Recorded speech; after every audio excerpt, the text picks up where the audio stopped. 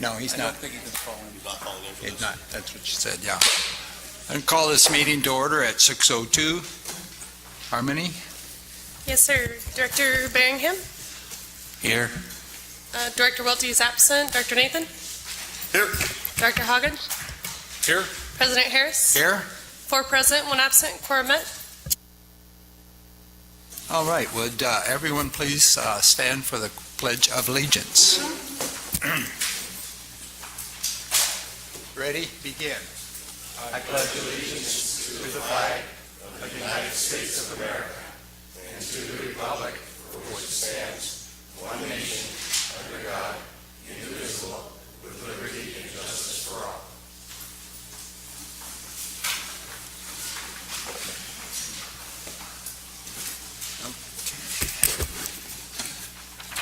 All right, the first item is approval of the minutes for May 1st and June 4th. I make the motion that we approve as written. I'll second it. Any discussion? Call for the vote. All those in favor? Aye. Aye. Aye. 4 in favor, 1 absent. Motion carried. Okay. Public official comments. Vicki, would you like to, no? Okay. Nancy?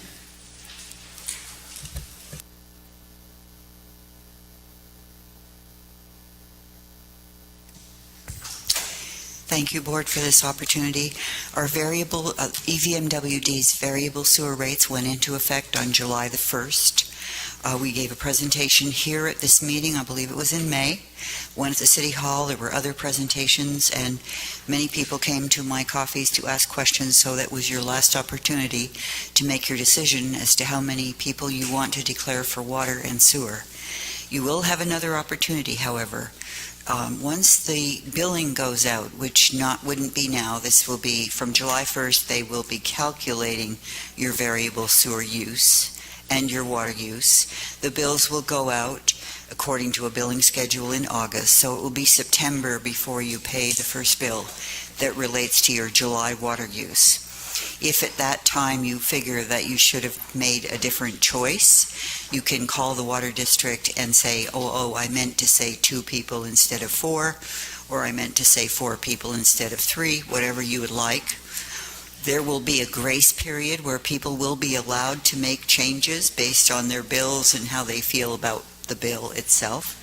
And then at a certain point, it will be locked in, because we can't just keep making changes all the time. So if you have any questions, I'd be happy to answer them. The Water District is available, and hope there aren't too many unfortunate surprises.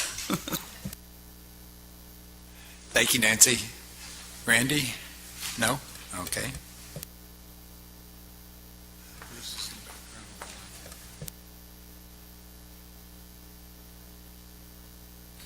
Okay, the consent agenda. I've been requested to pull item S, 30-day reading for LM 6.9. Item S pulled. S on the back page for that. Okay. So, do I have a motion to approve A through S? I'd like to pull M. M. Item M pulled.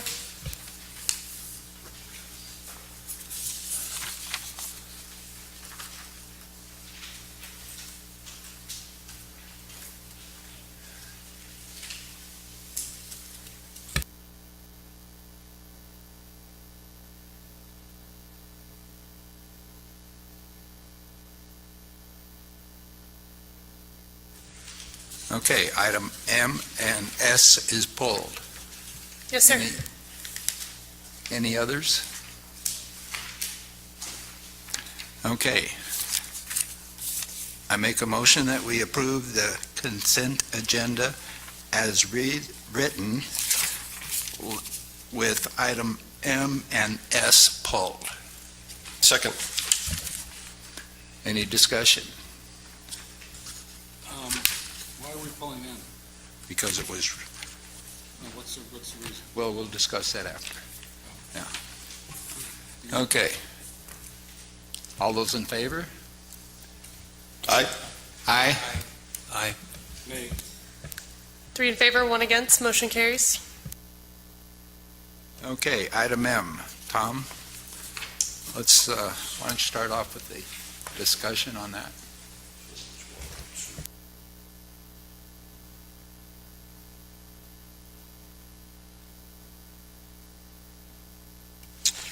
So in looking at the introduction to this rule, talks about the background, proposed change. First sentence, proposed rule change would clarify the wake enhancing device restriction applies to the main lake and jump lagoon, but not the North Ski area beyond the slalom course. So in looking at the proposed change, it doesn't read the same way. And so what I would propose is that we incorporate what is written here about the area beyond the slalom course into the proposed rule change.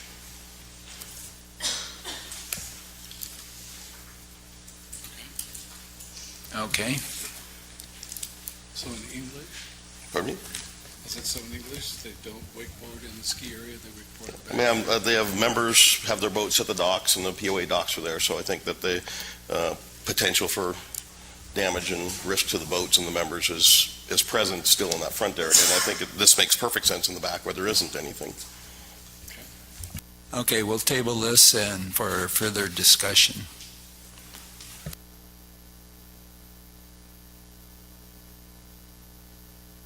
Excuse me, sir, is that a motion to table? Do we have a So, second? my motion is to approve this rule with the change being to incorporate this verbiage about the area beyond the slalom course. So your motion is to approve it with this revision? Is there a second? I second. Call for the vote. All those in favor? Aye. Aye. Aye. 4 in favor, motion carried. Okay.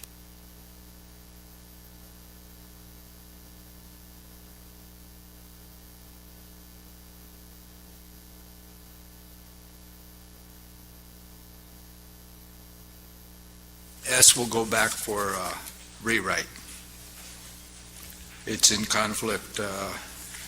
You want to make a motion to that? Yeah, I make a motion that the item S for the 30-day reading of Rule Revision LM 6.9 go back for a revision. It's in conflict with the Canyon Lake City ordinance.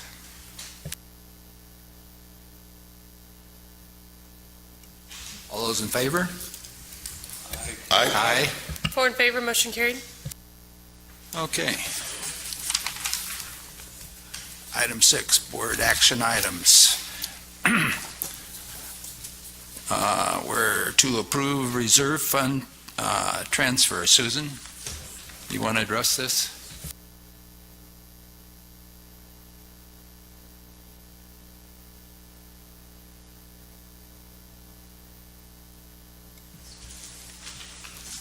Pursuant to the approved annual budget for fiscal year in 17 and 18, funds were approved and assessed for the Repair and Replacement Fund, the Road Reserve Fund, and the Capital Improvement Funds. These funds are to be moved between the operating account, where the accounts payable checks are written, to or from the fund investment accounts.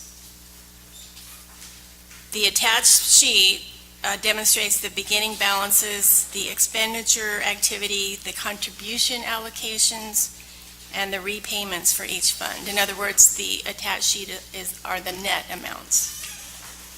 Staff recommends that the Board of Directors transfer $1,495,000, $201.81 from the reserve accounts to the operating account to repay monies owed as of April 30th, 2018, as attached.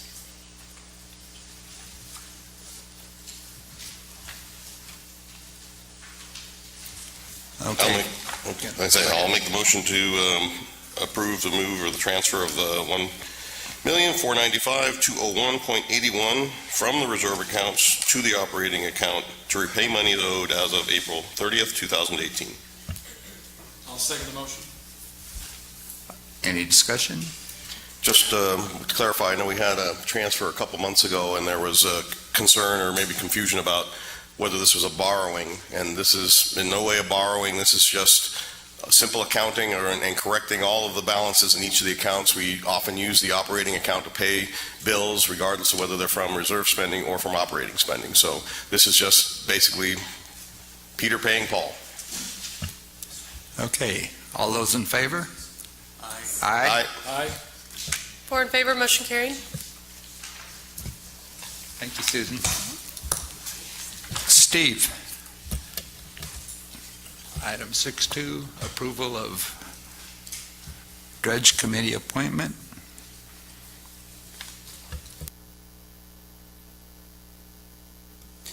Good evening. The Dredge Committee currently needs to replace a Dredge Committee member. The committee has selected appointing Jim Grimm to the committee to replace Ben Wick. It is recommended the Board of Directors appoint Jim Grimm as a committee member on the Dredge Committee, contingent upon execution of a confidentiality agreement effective immediately. Okay, I make a motion that we approve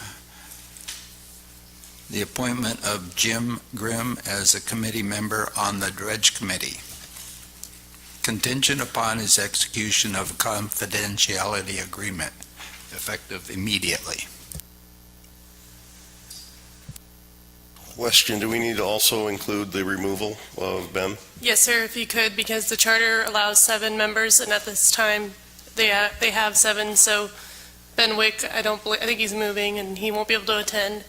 So if we could remove him, that would allow room to add Jim Grimm. Okay, I modify that to remove Ben Wick as a member and appoint Jim Grimm. A second? All those in favor? Aye. Aye. 4 in favor, motion carried. Steve, item 6.3. It's been requested the POA add a misting system to the country club patio for warmer days. Obviously now the weather is warming up. A commercial grade anti-drip system was shopped, and the system chosen was from a local company for product support. The system will consist of 35 stainless steel ceramic nozzles, high pressure hose, high pressure pump with dual pre-filter and wall mounts, hose fittings, hose cutters, and other installation materials. This system also will include 24-inch 3-speed oscillating fans with 5 nozzle hubs. This will be installed by staff to save installation costs. Fiscal impact, estimated project total is $5,122.00. Staff recommends the Board of Directors to approve a funding for the amount of $5,122.00 from the Capital Improvement Fund 05670 for missing systems installed at the Country Club patio.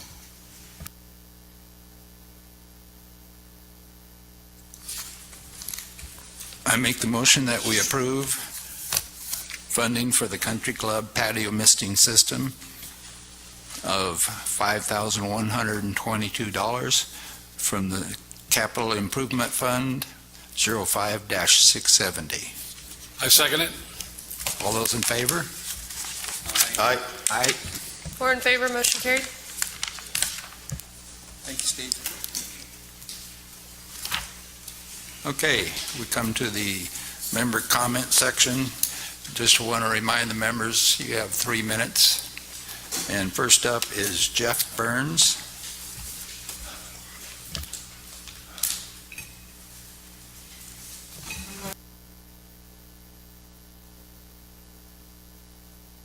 We need your name and tract and lot number.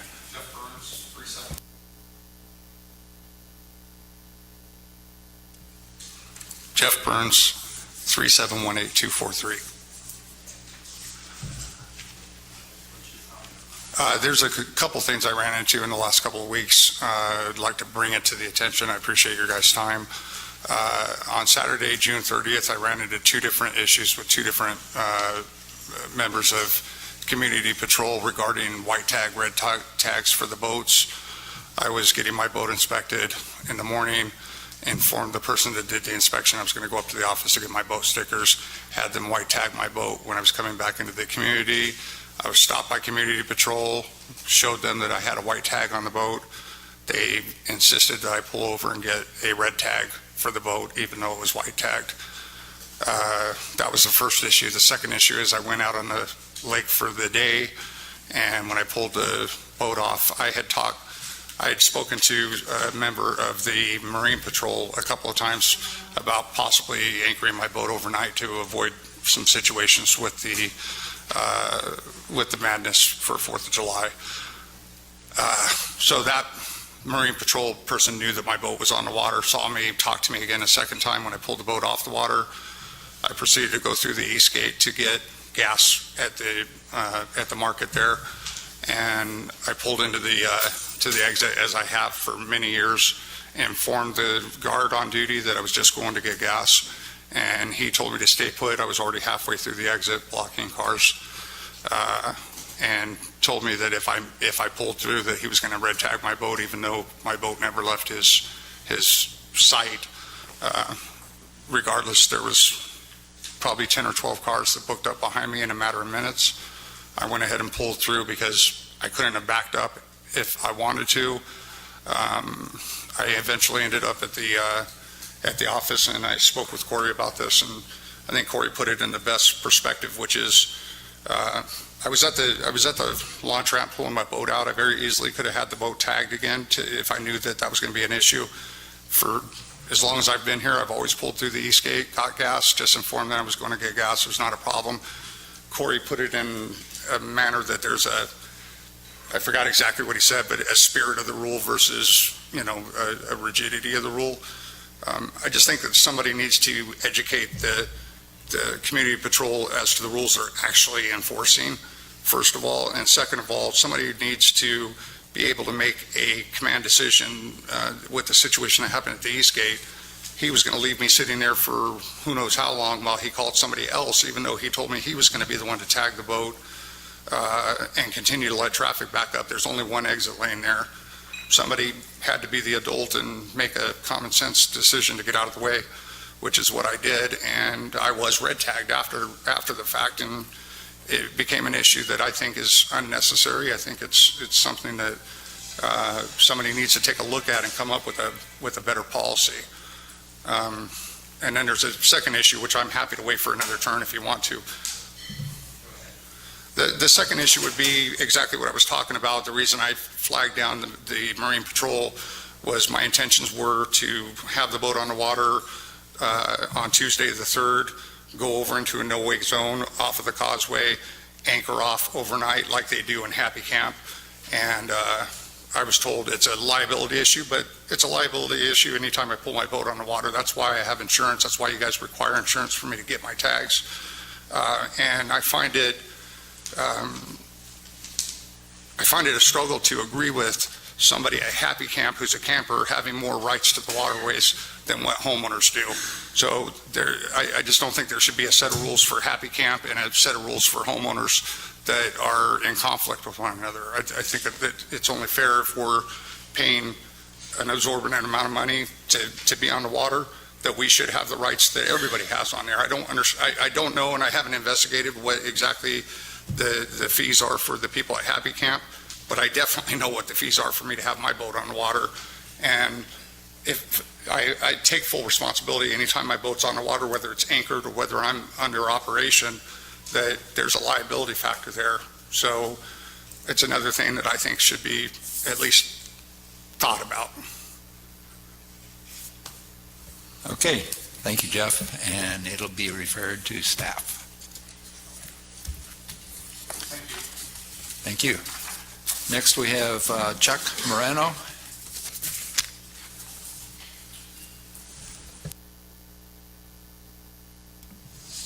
Hello, Chuck Moreno, 3846-330. I'm here to bring to attention the illegal watercraft that's being launched by guest pass abusers. Okay, I live by the East Gate, and at any random time, taking my daughter to dance or whatever, going to work, going to the grocery store. I see kayaks, canoes, small fishing boats, float tubes, paddle boards, and I've even seen a sailboat come in the guest pass lane, okay? And they are launching. I follow them around when I do have time. I follow them to Sierra Park. They're launching. I talk to them real nice. I'm not rude. I ask them where they're from, how they got in here. I ask them if they think it's fair that I pay $300 a year to register my boat on this water and they can come in for free. I also tell them that I pay $250 a month for fees for my POA dues, okay? I think this activity is wrong to all the members that are paying here, okay, all the good standing members. I also think it's a liability. It's a huge liability because, you know, what happens if one of these people come in, they're on a guest pass, and they're not visiting people. I mean, these are not guest pass people that are coming in to visit somebody to go fishing with them or hang out on the lake. They come in specifically to abuse our amenity, okay? And that's what I'm talking about. I mean, that's a monster liability. What happens if somebody drowns, okay? Where are they going?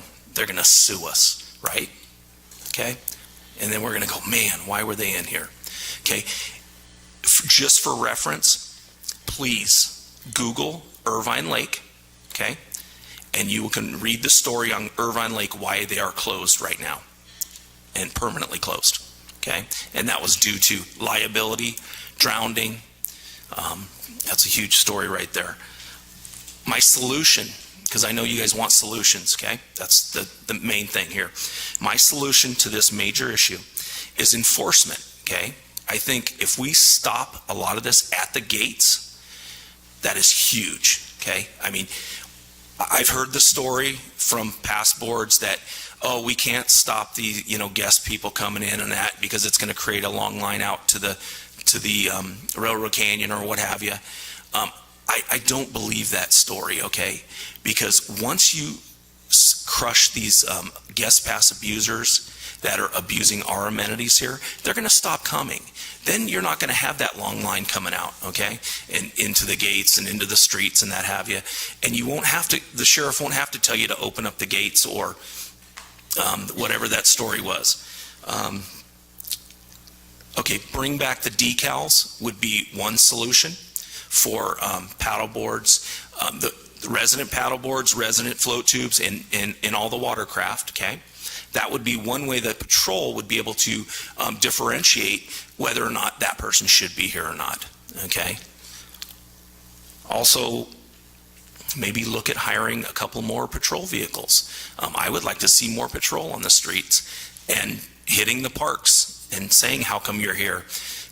Grand example, I know my 3 minutes are coming up. Grand example, I did the bike ride for the Waller family on 4th of July. When we arrived at Moonstone Beach, because that's one of our stops, we all jump in the water there and take a little break and then head out. Every single car in that parking lot was a guest pass. Okay, and some of them didn't even have guest passes.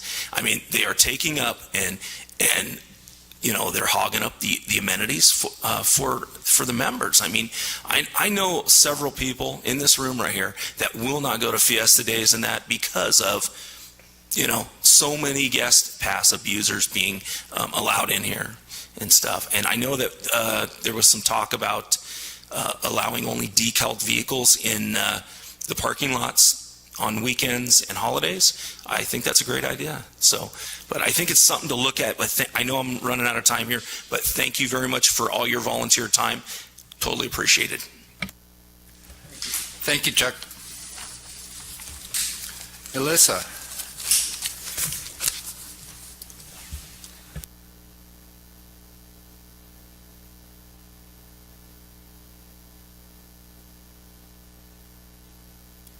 Good evening. Alyssa D. Kasparis, like Casper the Friendly Ghost, 3831188. I'm here to discuss the time of this meeting. When I read the Friday flyer for the last month's meeting, it discussed changing the day from Tuesday to Monday because of Taco Tuesday. But when I sat here during that conversation, the day was changed to Monday and the time was changed to 6 p.m. 6 p.m. doesn't necessarily work for working people. I come every month. I come from Riverside because I work in Riverside. And getting here at 6 o'clock today meant telling my CEO that I was going to be leaving once a month early so that I could be here at 6 p.m. and him looking at me sideways saying, "What's more important to you?" It also interferes with family dinner, which is generally between 5 and 7 for those people who are home. I ask, as we look around the room, we have maybe 30 people here, which is very sad to me. I find it when we have an issue that affects some group, it's standing room only. But we have issues that affect all of us, and some of us can't be here at 6. So my ask is that you reconsider the time of this meeting back to 7 to try and increase some participation. Thank you. Thank you. Next up is John Stelzner. Is that right?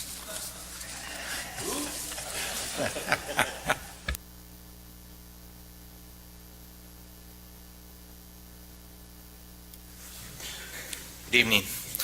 John Stelzner, 3778-009. I first want to thank the POA for the great fireworks display we had. This year, it seems like every year it gets better.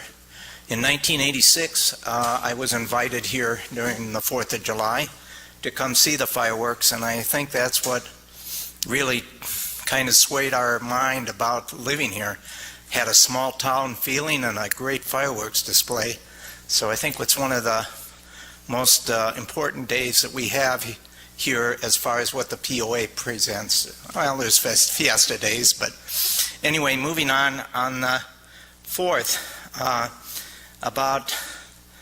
I think it was around 10 o'clock in the morning, I have a house down by the East Gate, and I was outside, and this guy has been riding a motorized bicycle since probably September last year, and I'm not actually sure he lives in here. I think maybe he's just coming through the gate. I don't know, but since it's only a couple blocks to the gate, I decided to go down there because he actually did a trip down on Canyon Lake Drive north going westbound, coming back eastbound, then came westbound and then eastbound again. So I went down to the guard shack to kind of ask them why they were letting this guy in.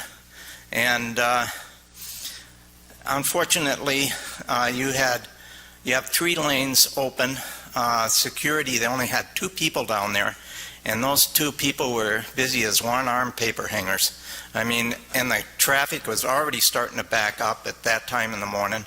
So they called a security guard or a security supervisor, I believe, to come over. And so I went and sat in that 10-minute wait spot, and waiting for the gentleman to come or the person to come. And finally, after 10 minutes, nobody came and I left. I do have concerns about this because of the fact that it does include bicycles in the motorcycle thing. I mean, that's the way it's written. The thing was, what I saw was kind of terrible at the gate. While I sat there, they had the gate iron open up on the RFID to let people, and over the holidays and I think it started actually on Tuesday, you were letting people come in that didn't have the the RFID. They had just a sticker, and they just put the gate arm up and anybody was going in. And the trouble is the 2 people that were working had no chance to look at any of the vehicles, and I noticed some people came through slowly expecting to get stopped, but they didn't. And I'm not sure if any of them did have that RFID or any decal on their car. There's another interesting thing is that people were coming in on the left side was where the 3 lanes are, and there was a family of 5 that came walking in carrying a cooler, and nobody even stopped and asked them if they had IDs or anything. I probably saw around 10 to 12 people, maybe even 15 in the 10 minutes I sat there waiting. But then it was kind of interesting because not only were they coming in on the left side, they were coming in on the right side of me. With just a single exit lane. They were coming in that way. So it was just kind of surprising. So I had to leave. I had to go over to the store, and so I decided to go down to the main gate, and I went up on and kind of came back along on. I can't think of the name now, and I should know it. But I sat there for about 2 minutes, and I saw 3 girls, all in young girls, probably in early teens, walk through. Instead of going through the gate, which you need, to go through, the gate arm, by the way, was up, and these 3 girls came through with their swimsuits and stuff on and just walked right in. And, they also had a problem. There just wasn't enough security that early in the morning. And I came back around noon, and I noticed they had somebody else down at the east gate. But I think that they sort of probably had more security at that time, that early in the morning.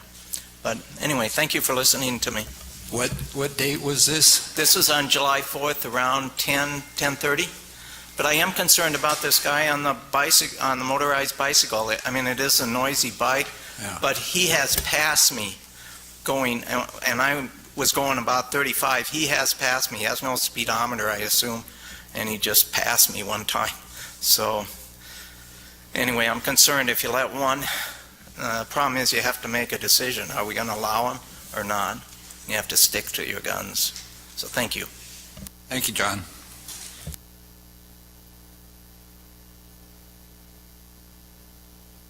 Nancy? Did you? Okay.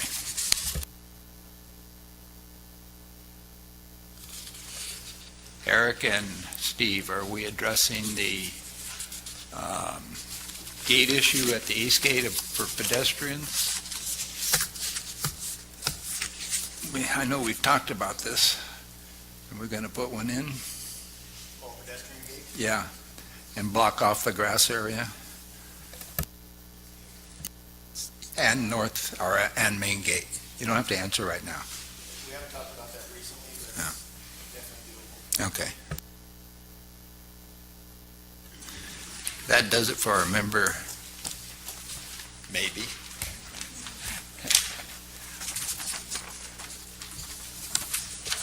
Colette Court.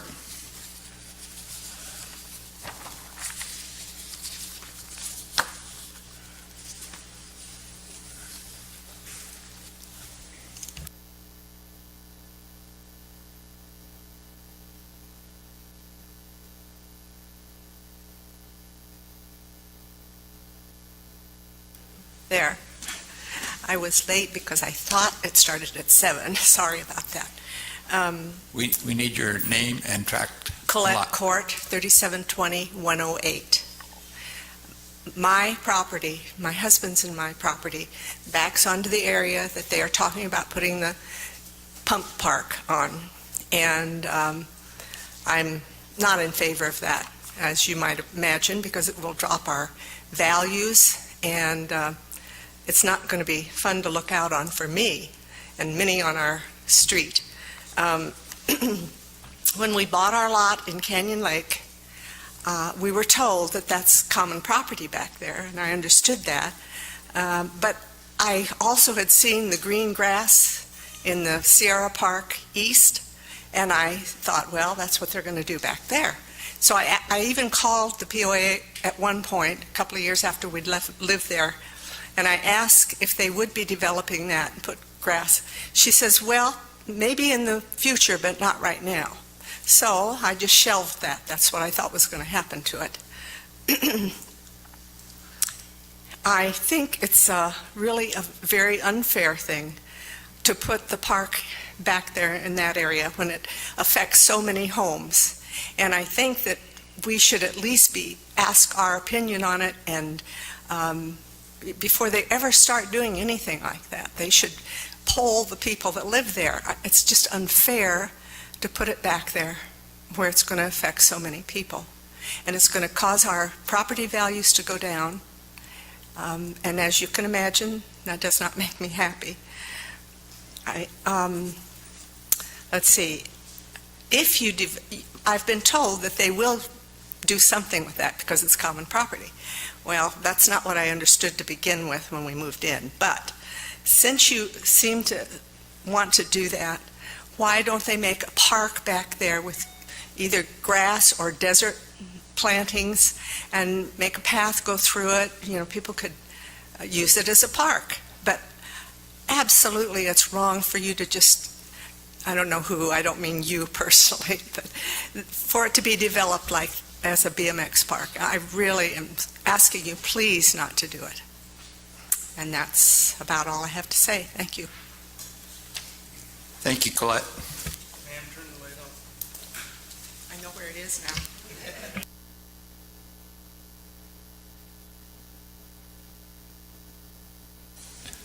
Okay, Lynn, do you have the report? Yes, sir. Good evening, everyone. Thank you. Today's executive session was held on July 9th. The meeting was called to order at 2:06 p.m. I guess I'm boring everybody already. Sorry about that. Okay, items discussed on the agenda included 3 member-related items.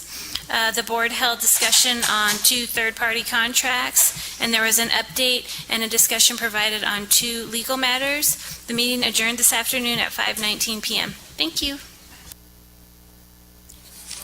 Thank you. I made a mistake. I'm sorry. Apologize. It was buried under the paper. Steve Liebring. I've been buried under paperwork too before, so I know what you're talking about.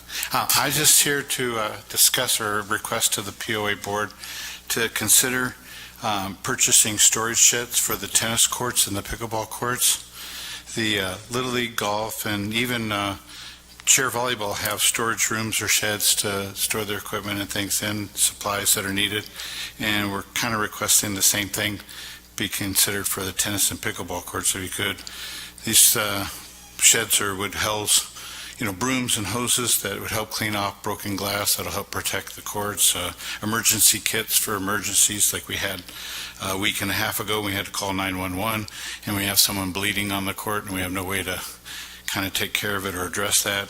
So these are kinds of things that would be helpful, as well as get some of the supplies that we drag back and forth, like we hosted the junior clinic last week, 5 days in a row, and we had to drag our stuff back and forth every night to set up and put that event on for the public for no cost. So we'd like to, the cost is really low. I mean, we're talking about $700-800, and so we'd like to have the POA consider that. The second item is I have an idea for how we could do something for very low cost and accomplish 3 goals, and that would be to install CCTV cameras around the community. Looking at this to be kind of for 3 things. One is it would be a security camera that security could monitor. 2, it could be used by residents to see what's going on at those amenities. And 3, it could be a great marketing tool for Canyon Lake. So the thought would be is that you'd have like a live webcam. It could be on the tennis courts, it could be on the pickleball courts, it could be on the dog park, it'd be up at the North Ski area, it could be at the lighthouse watching the boats go by, any of those kinds of amenities, and then say this is what life in Canyon Lake is like. And if you want to buy here, this is the kinds of things. You go on the Canyon Lake website and you can see all the things that are going on a daily activity. But live webcams are pretty easy to install. They're very cheap, and I think it'd be a great PR tool. But it also helps residents see, if there's a amenity they want to go use, they can see if there's anybody at the amenity, or if there's an event going on, or if you have live webcams at the gates, you can tell your guests to come in the east gate instead of the main gate, or whatever it is. So a lot of advantage to it. It was a project that's in your budget. It's in the CIP reserve. There was a $134,000 project to expand the CCTV cameras that's been kicking around for the last year and a half. So I just think this would be a good way to kind of get that one going again, and maybe make that kind of the first phase of it. So anyway, that's what I asked for. Thank you. Could those be facial recognition for getting the guys that don't pick up after their dogs? I mean, you can do them for whatever you like. They can have pan, zoom, tilt, all that kind of stuff. But my suggestion is that they just return to a fixed place so that people can just see, activity that's going on, and type of thing, so that it just, it's a promotion tool. Okay. Thank you, Steve. Next, we have Marvin Webster.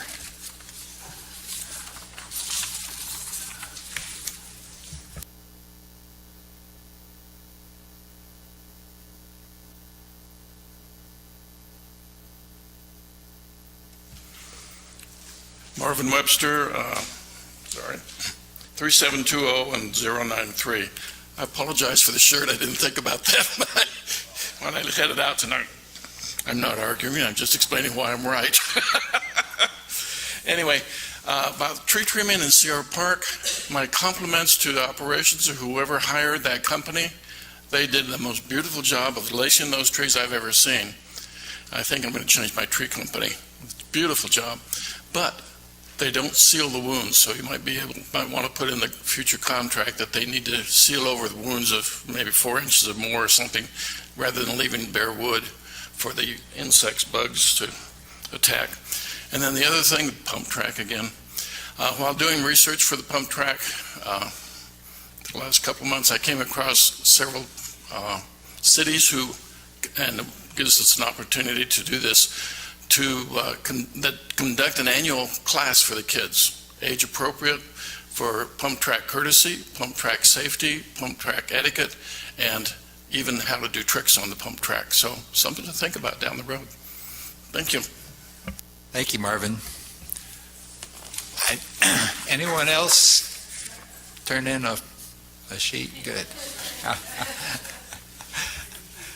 Okay, our association reports.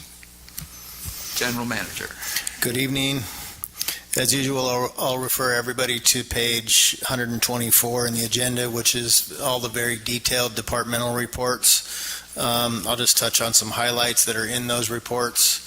A huge thank you to Operations and Activities and Community and Marine Patrol for another very successful 4th of July celebration and fireworks show. It was an awesome day all the way around, very few glitches. I consider it a real success, so thank you guys. Also want to thank Activities for a very successful Keith Anderson concert. I had the pleasure to go to that concert. It was a great time. Operations has been very, very busy this month. As usual, they have the biggest report in the book here and replaced a ton of reserve items and general maintenance items. Some highlights are we got our new Marine Patrol boat out on the water in time for the 4th of July. It's a very nice boat. You've probably seen it by now. If you haven't, it's a very nice addition to our fleet. Working on the Marine Patrol building, working on the amphitheater. We have some permitting issues you may be aware of. We're working through those with the city. Mailbox project is progressing. I think we've completed Group 3 and should be starting Group 4 later this month. We completed a fish study on June 8th to determine the types of species to add to our future lake stocking. We did that on June 8th. We got the mailbox median at the main gate landscaped, another nice improvement. We had a successful lottery and another sold-out weekend at the campground for 4th of July. We have a retaining wall plan there between the 2nd and 3rd roads. That's kind of been planning right now. Steve and I have started working with a landscape architect and trying to come up with a master plan for around the pump track at Sierra Park North, and so that's under works. And just a general thank you to all of our hardworking staff as usual. They do a really awesome job, so if you see them around, give them a thank you. Thank you. Mike?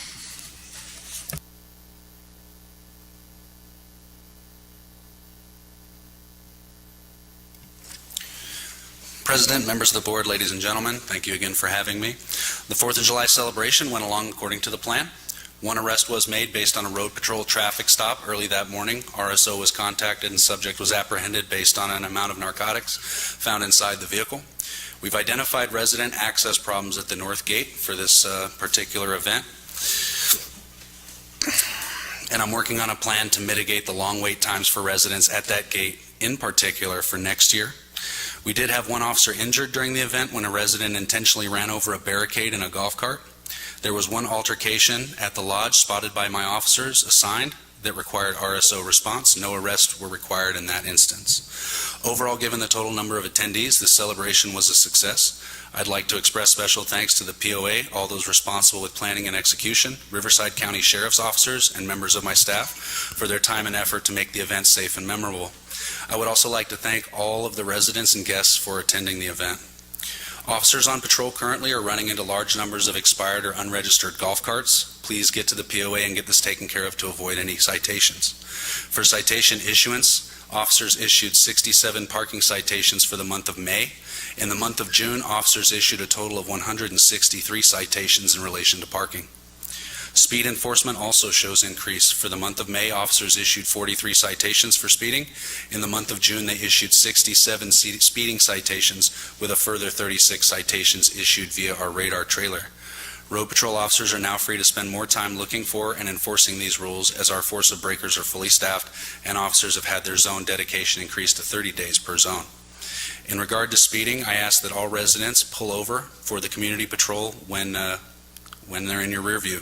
Last month, we have reports of vehicles fleeing community patrol at 63, 74, and 82 miles per hour in 35 mile per hour zones, and one reported on the 1st of July traveling at 92 and at 25. This particular accident resulted in a damaged resident property and could have easily been fatal to multiple people. RSO did respond in that case. Be advised that I require road patrol officers to perform safe and informative traffic stops at all times.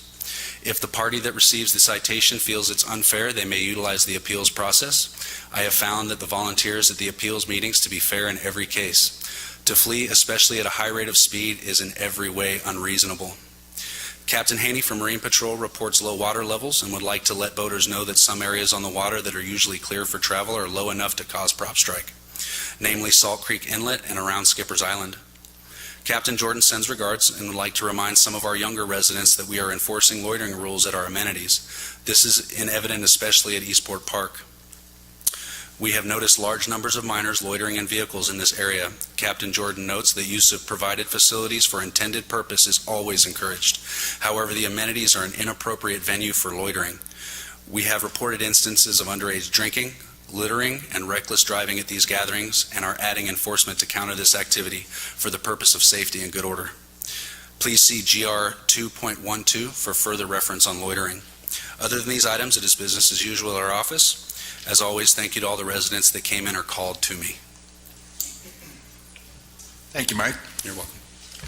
My question, looking at the confiscated guest passes, Yes, looks like our numbers are sharply declining. sharply declining. Is that because we're just not checking as much anymore? Because I have a hard time believing that we're probably seeing more guests come through the gates now that we're in the summer months, but we're doing less confiscating. We have increased the amount of passes we're checking against ID, and we seem to be getting less pass sharing, hence less reason for confiscation.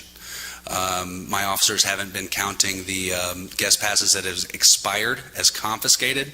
They're saying I've just reissued, and I've made that correction to say that that's actually, if they try to hand you an expired guest pass, it is considered a confiscation or a reprint. So those numbers reflect passes that were confiscated for cause, trying to pass it off someone else's name, and we are seeing less of that activity at our checkpoints.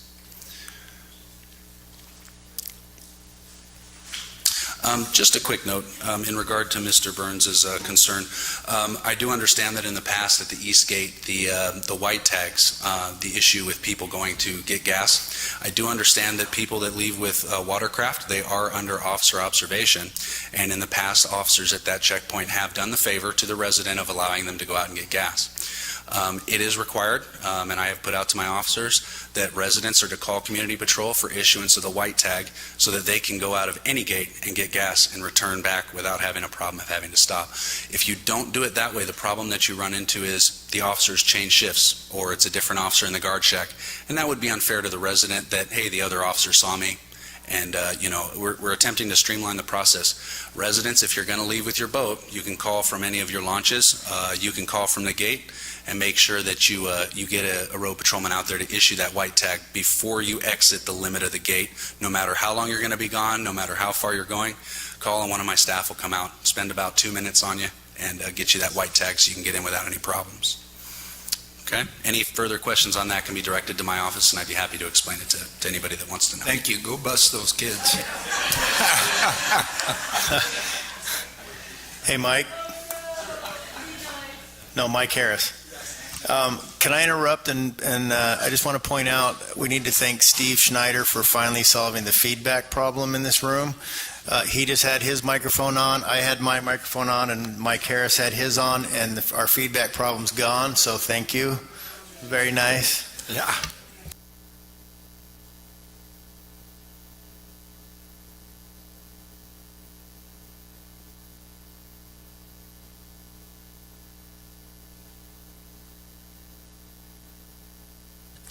Howard. Thank you, Mr. President. I only have one announcement tonight. I'd like to announce to the board, obviously, which you're aware of as to the membership. Our firm has merged with the largest community association firm in the state of California, Birding and Weil. And so if you see a letter from Birding and Weil, it's still us, same people. We just merged with the larger firm. And that's all I have to report. Thank you. Thank you. And staff reports as written. Okay.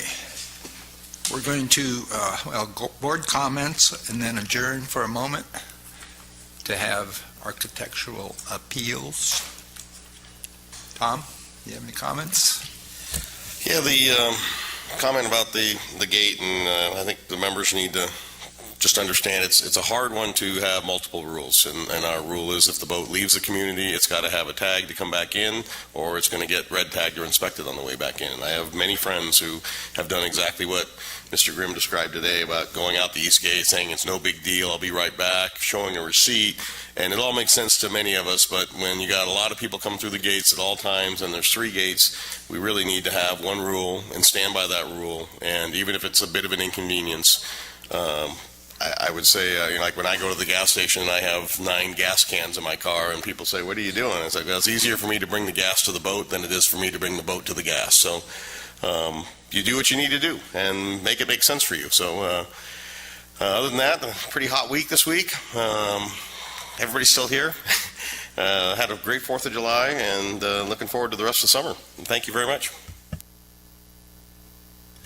Well, I'd like to process the concept of taking care, creating decals of the future. The board needs to address how we're going to control outsiders coming in with a guest pass and everything in the back end of the truck that they want to utilize in our community.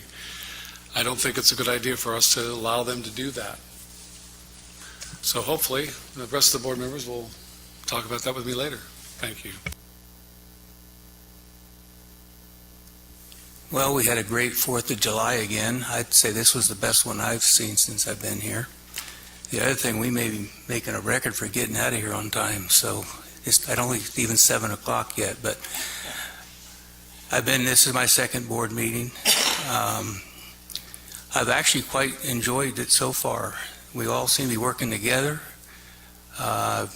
Started to work with some of the POA staff. It's a great bunch of people, and I think we're doing very well, and we continue to do better.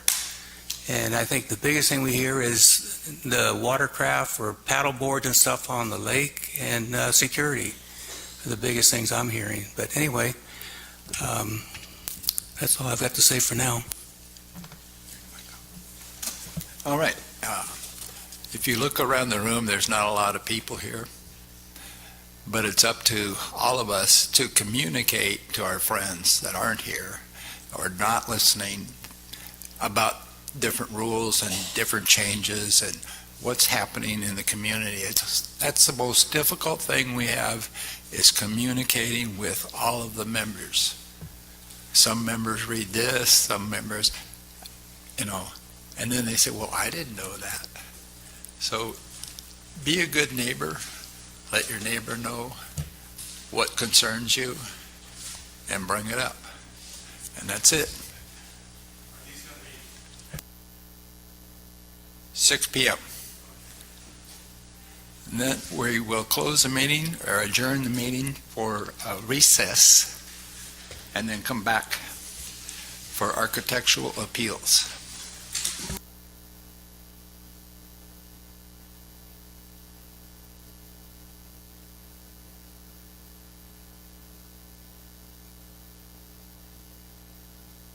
call the meeting back to order. Thanks for coming. We'll be back.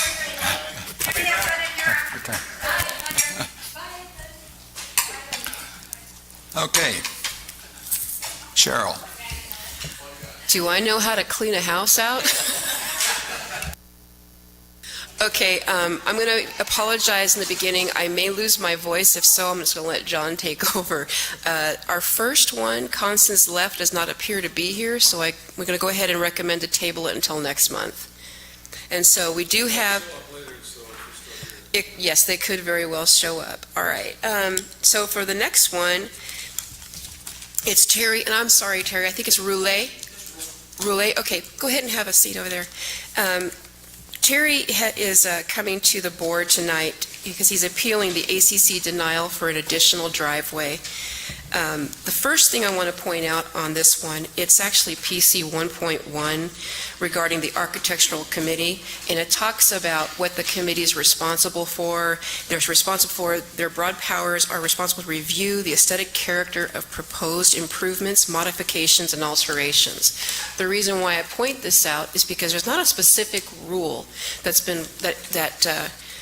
it would be violated here. It's basically an aesthetic appeal, and that's what the committee is, been put in place for, is to ensure the aesthetic appeal.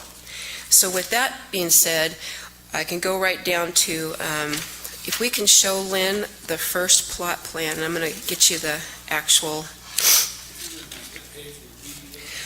My apologies, I don't have page numbers. I don't have what you have. I only have my forms here. So the very first one that you're looking at right up there in the back is what Mr. Roulet would like to be able to propose. So his current driveway is, I guess you would kind of highlight in yellow. And what he would like to be able to do is increase a secondary driveway on the left-hand side of his property, ranging about 11 feet in width and 30 feet long.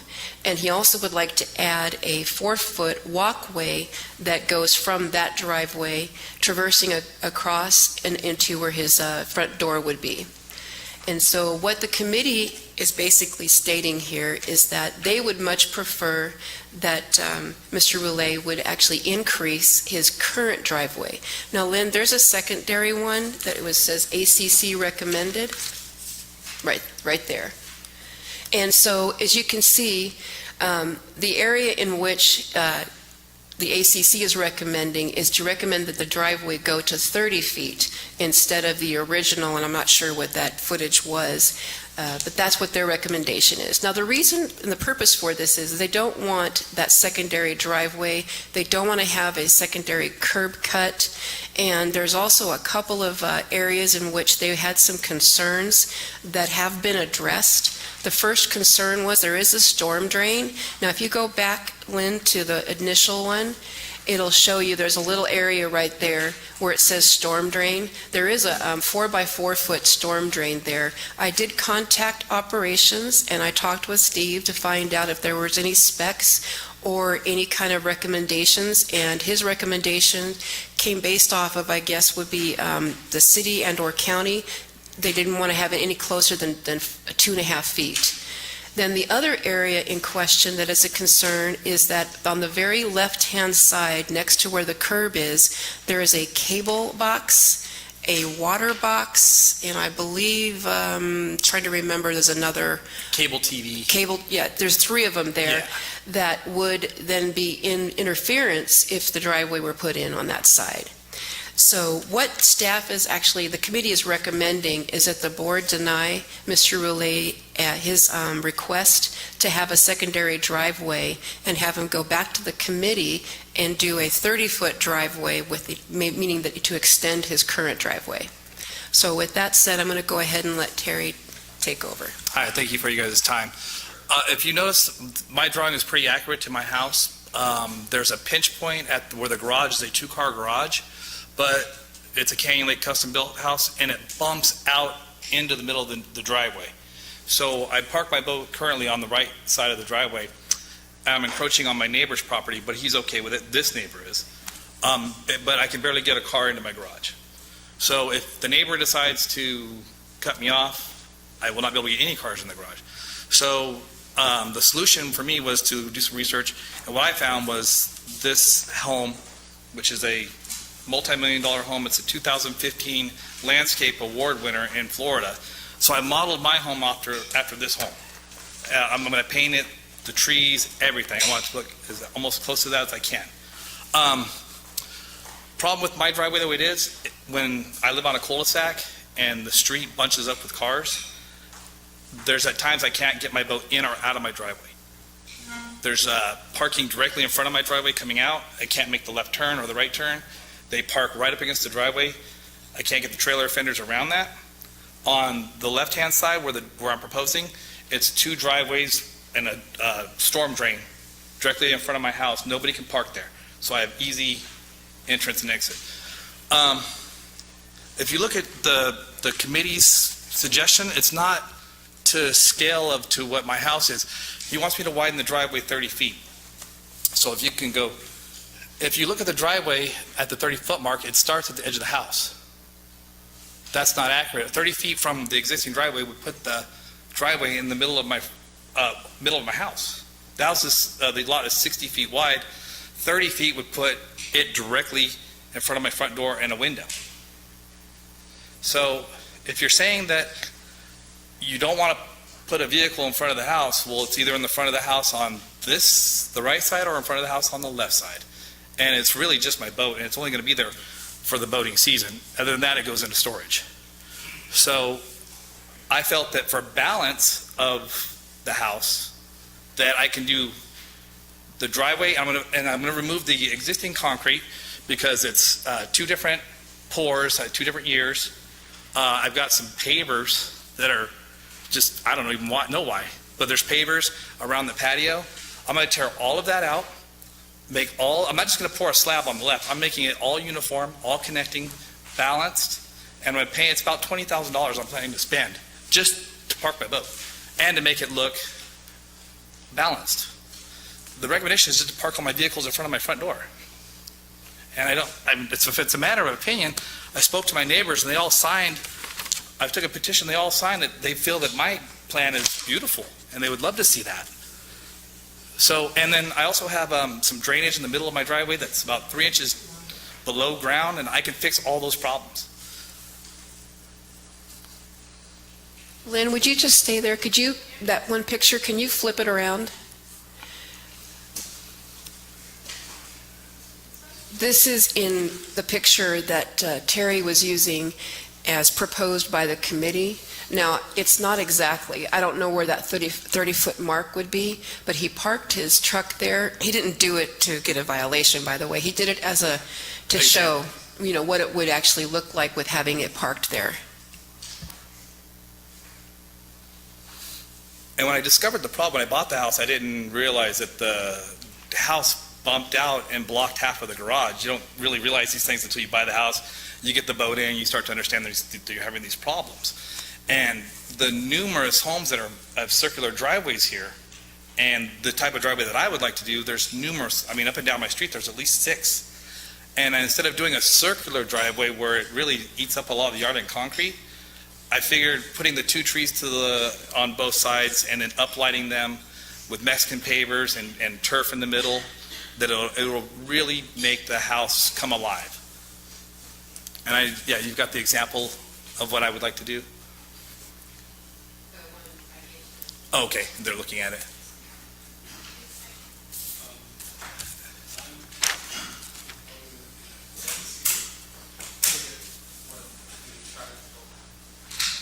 For you to hear me. Yes. If you look at the way it's laid out right here, there's going to be 3 numbers in the front. The one on the far left is 11. It meets up with a parallel line and goes 32 feet, which meets up with a parallel line, goes 18 feet. I'm sorry, which plans are you looking at? No, wait, yours. I'm talking to them now. Oh, okay. Not you. Okay, sorry. So if you extend by 12 feet, you're going to go to this point. I'm going to be within a foot or so. And that's going to be right in front of the front door. In the picture that was up there before, that's only an 8-foot wide car. It's not a 12-foot wide opportunity. So it's going to go right down the middle. In my view, it's going to be far more aesthetic to put the parking over here and leave this alone the way it is, so you can come up to the guy's house and see most of the house.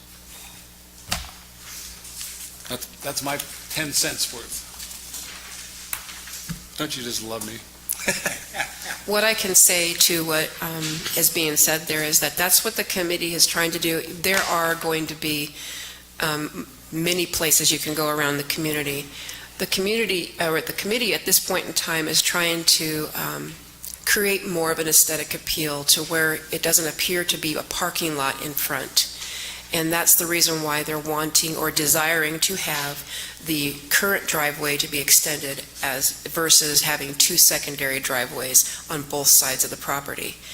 The other thing that it does do, it takes away, some space on the street, as well, when you do a curb cut.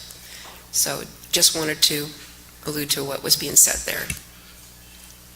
Yes, I just understand parking vehicles directly in front of the front door and the middle of the house as compared to... There's going to be a little portion of a car or a vehicle or a boat parked on either side of whether you put it on the left side or you extend the current driveway. So the boat in front of the house, the boat in front of the front porch is the recommendation? That's what you guys would like to see? Well, That is a common thing that we do. I mean, people have sidewalks that go straight from the front door out. The reason why we realize that you do have kind of a limitation on your current driveway. We didn't necessarily say that it had to be 30 feet. The reason why we took that is we took that as an oversized three-car garage driveway. Yeah. But our object, so the only restriction that we'd have is just that you meet the 1/3 requirement. Since you have a 60-foot wide lot, you could actually go up to almost 40 feet in width. But we do, like I stated at the meeting, we do like to see kind of the vehicles all in one side of the property, and blocking or, having something in front of your front door has been acceptable to the committee.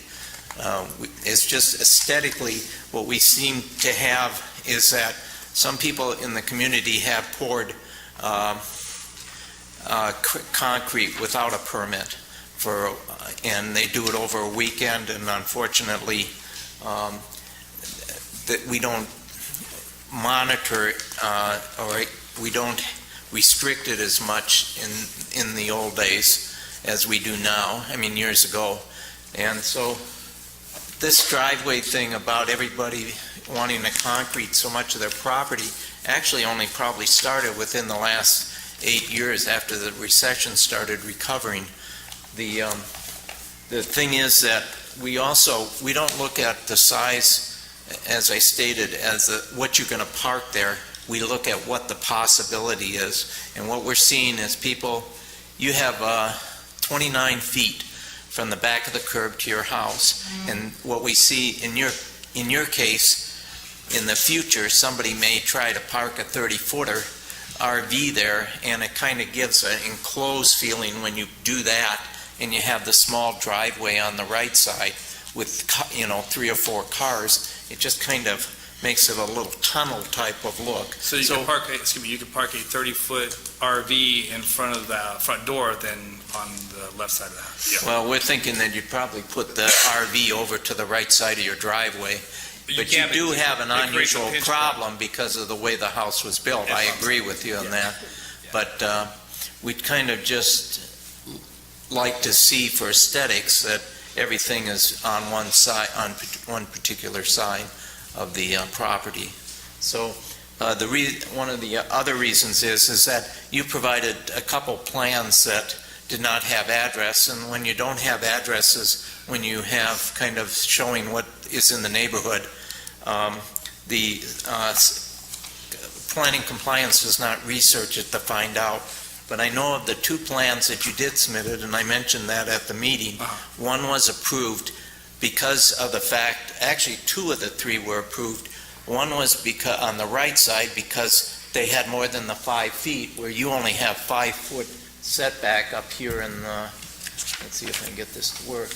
Up here in the corner, there's actually only 5 feet over here on the left side where some people have a lot larger, and so that's when we do allow it. Also, if you have a pie-shaped lot where you have big frontage in the street side, we do allow it too, because you don't end up with kind of an enclosed thing if you fill up the driveways. So. Well, I realize, now that I realize that you guys are being very specific about wanting matched up, I was just going by driveway, wasn't really understanding exactly what you were looking for. I did find this one that is exactly what I'm trying to do. And this is on, the third house on Main Gate. That's exactly what I wanted to do, just not with all the blocks. I'm not sure which of the board members actually went out there to see the property. I would also like to point out that on the right-hand side, him and his neighbor share, that driveway goes across. So in essence, they could actually come up on their neighbor's driveway to come up to park something. So if they needed to have that, I didn't know if you had all knew that at all. Yeah, but unfortunately, I think it's unfair for your neighbor to be parking on your side of the property line. Well, when you have that. He allows me to drive through his driveway to get my boat out of the driveway. I think we've got some kind of an agreement. But, this is with the current neighbor. I mean, who knows who could move there, and then I literally am afraid that I'm going to pull my boat on the water and then come back. I'm not going to be able to get my boat back into the driveway. I don't know what I would do. Luckily, there was a big party going on, and the car that was blocking was actually my neighbor's car, and they were able to move it out. I was able to get my boat back in the driveway, and they reparked their car.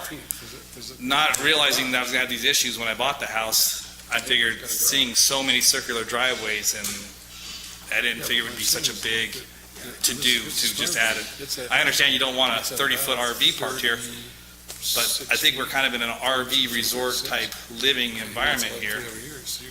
I'm not looking to park a 30-foot RV. I just need a boat spot for 3 months out of the year. And he wants to take this piece. And access in and out of my driveway.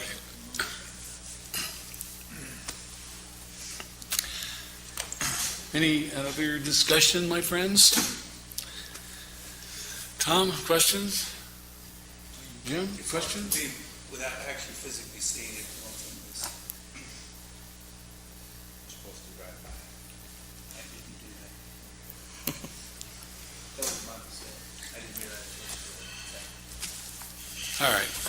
I'd like to make a motion that we approve the plan that is in front of us with the driveway on the proposed site.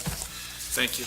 And I think it's the right thing to do based on the 18-foot on one side, 11-foot on the other, and having 32 feet of front yard to allow the architecture of the house to be seen. I need a second. Second. Thank you. Any further discussion? All those in favor? Aye. Aye. No? 3 in favor, 1 against, 1 absent, motion carried. Thank you, gentlemen. Thank you very much. Thank you for coming. Oh, and great fireworks show. That was fantastic. Little bumper boats getting out, though. I'm first year on the lake as a boat owner here, and getting out was bumper boats. It was like a madhouse. I heard it was a lot better than normal, though, than usual. Oh, I believe it. Just curiosity and for your information, and on this, we'll go back to the picture that was showing the house. This one, Yes, that's my house. is that your truck? Yes, that's my house. You know you can't do that? We did it just for the picture. We decided in violation. Well, question, I've been under the, I don't know if I've gotten a fine for $100 for not having. You address that differently, not here. Do I get fined when I'm under architecture review? Okay, no. All right, well, thank you guys. You're welcome. Okay, we're going to table the let till next time. Are you making a motion to table? Making or- a motion to table let. I second. Haggard, second. Aye. Aye. 4 in favor, motion carried. Okay. Thanks, everyone. Thanks, Can staff. we have a motion to Appreciate every adjourn? bit of work you do. Believe it or not, I do. Okay, I second. All those in favor? Perspective of the picture. We're adjourned. And Just, I don't see how 18 feet gets to 30 feet like you